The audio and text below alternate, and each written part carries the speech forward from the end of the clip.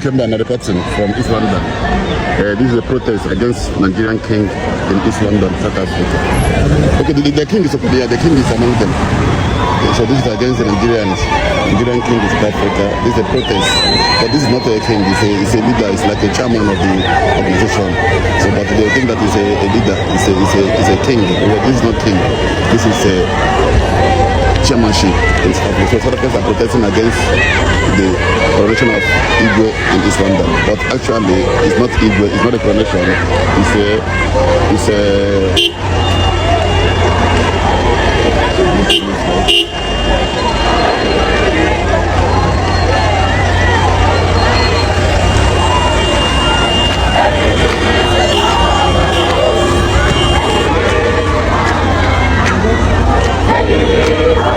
okay, all the kings are here. All the kings are here. All the kings are here. Hello, sir. So, what's the match all about? What's the match all about? You don't understand English. Hello?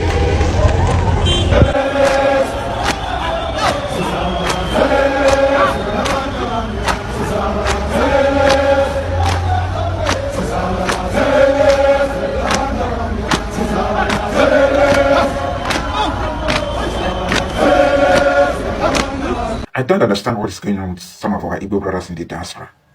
Like, how do you travel from Southeast Nigeria to another man's land and crown yourself a king? How do you travel from Southeast Nigeria, a region that is dominated by the Igbo tribe, to Southwest Nigeria, a region that is dominated by the Yorubas, to crown yourself a king? How do you travel from Nigeria to Ghana to crown yourself a king? How do you travel from Nigeria to South Africa, to Thailand, to Indonesia, to China, and crown yourself a king? How? Like, what is it with this obsession with kingship? Why is it that some Igbos in the diaspora develop an obsession with kingship? Why are some Igbos obsessed with kingship? No disrespect, you can correct me if I'm wrong, but in Igbo land, kingship was never the foundation of our society. Even up to this day, kingship is not prioritized in Igbo land. So how do you come from a tribe where kingship is not prioritized to crown yourself a king in another man's land? Does it make sense? Before the white man came, the Igbo system was a republican system, built on councils and elders, consensus. It was based on shared responsibility, non-hierarchical, top-down authority. Egalitarian system. Politically and socially, the Igbo system is widely recognized as republican, egalitarian, non-hierarchical, a decentralized society. Some people call it stateless. It was never a centralized monarchy system. So how do you come from such tribe to crown yourself a king in another man's land because you made money? You are literally a guest. regardless of how many years you spend in that country, regardless of how many years you spend in that environment. It is not your land, it is not your place. You're a guest there. Always remember that and respect your host as a guest. The moment you crown yourself a king in another man's land, you are trying to establish unnecessary dominance, and people will not take it lightly. You cannot crown yourself a king in another man's land and expect the people to clap for you. Who made you a king? Because you made money. Even in your own culture, the Igbo culture, where you are coming from, kingship is not prioritized. Because in Igbo land, you earn respect. You don't inherit respect or worship. In Igbo culture, power was decentralized a long time ago. So power is not centralized in Igbo land. No man sits above all. But somehow, because you made money in South Africa as an Igbo person, you crown yourself a king. You made money as an Igbo person residing in Ghana, you crown yourself a king, and you expect the people to clap for you. Make it make sense. You don't import kingship or export kingship.